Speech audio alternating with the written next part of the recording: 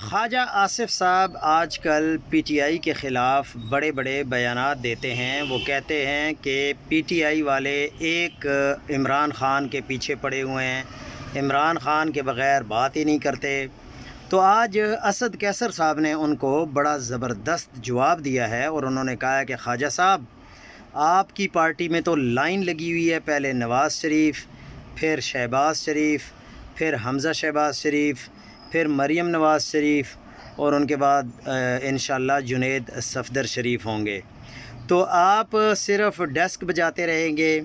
پاکستان تحریک انصاف میں بیرسٹر گوہر جیسا بندہ چیئرمین بن جاتا ہے، اور سہیل آفریدی جیسا بندہ جو کہ آئی ایس ایف کا ممبر ہے وہ وزیر اعلیٰ بن جاتا ہے، سینئر منسٹر بن جاتا ہے۔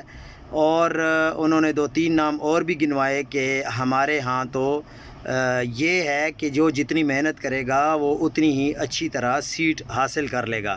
لیکن آپ کیا ہیں، آپ ساری زندگی صرف ڈیسک بجاتے رہیں گے، اور آپ جنید صفدر کے پاس بھی ہاتھ باندھ کر کھڑے ہوں گے۔